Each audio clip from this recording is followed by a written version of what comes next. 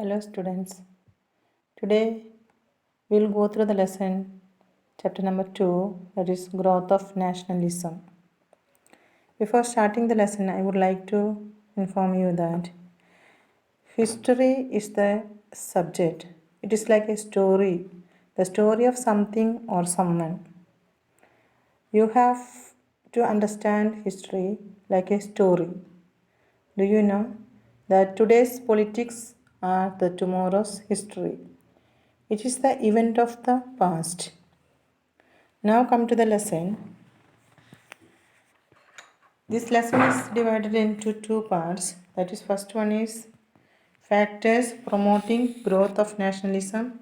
Second one is the formation of Indian National Congress in 1885. These are the two main headings of these lessons. Definition of nationalism.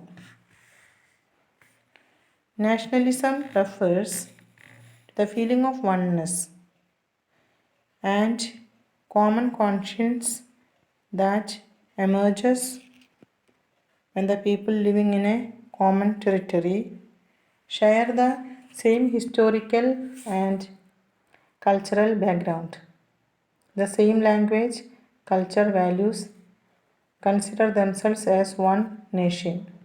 So nationalism means one feeling of oneness of a nation in all the spheres of life. That is a nationalism. The factors contributed to the growth of nationalism. Different factors are of the nationalism. First one is economic exploitation. You can see in the book, and there are different parts and different factors caused for it. First one is the peasants. Second one is the artisans and craftsmen. Third one affected the working class. Fourth is educated Indians.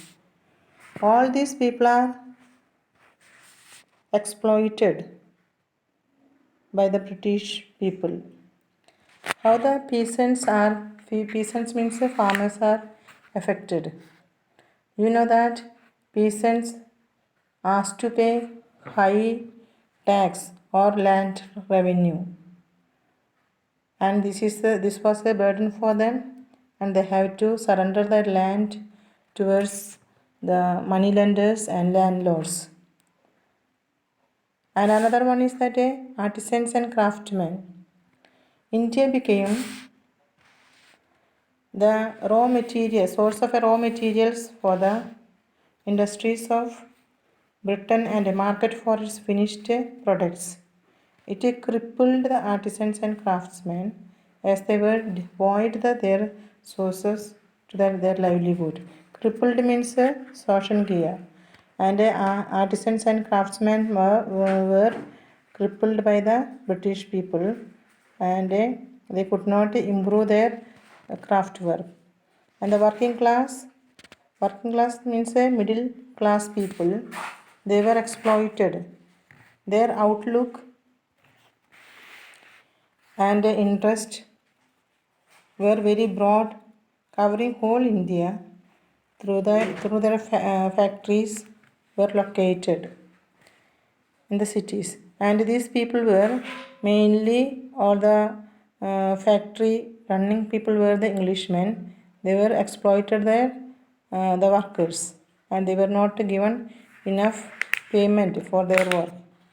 And educated Indians were exploited by the Britishers.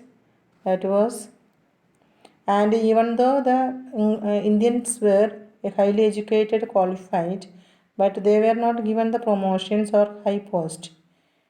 They were always kept in the low post and gave very less salary for them. These are the things were affected cost for the factors of the growth of nationalism. People, one mind and one soul, felt that they are exploited by the British people.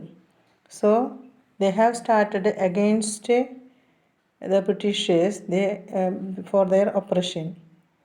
And there are oppressive colonial policies. Some of the second point is repressive colonial policies. Without expressive, they have to obey their own all the rules of the Britishers. These policies became the major barrier in India economic, social and cultural, intellectual, political development. And it is mainly done by the Lord Lytton. He was the Viceroy of India those days. That is means 1876 to 1880. Viceroy was the Lord Lytton. He made new rules. That was organized Grand Delhi Darbar in 1877 to proclaim the Queen Victoria as the Empress of India. And this was a lot of money was spent for that. Even though people of India were in famine, they spent a lot of money and made a public reception, big reception for the Queen Victoria, and the expense of the Indian people. This we have gone through the last lesson, previous lesson also. You can understand. You can go through that. And another things are social religious reform movement. And in the in abolition of caste system, child system, dowry system, parda and sati, all these things are irritated for Indian. They could not accept it because this was their against their religious ceremonies. So this also made people to get angry towards the Britishers. And for that, Rajaram Mohan Rai and Jyotiba Phule, these people were with the Britishers. Along with the Britishers, they wanted to bring all the caste system to remove from the country. Okay, caste system to remove from the country, abolition of sati. These are the things they wanted to remove. And Jyotiba is the person 1854 he established social for untouchables and a school for the untouchables and started a privilege offense for the widows. And role of press, another fourth point is a role of press, and people were not able to express their own views. So some of the the newspapers, like a prominent newspapers, were the Bengali and Times of India, Hindu, Statesman in English. All these books, all these newspapers could bring out the feelings of Indians through the press.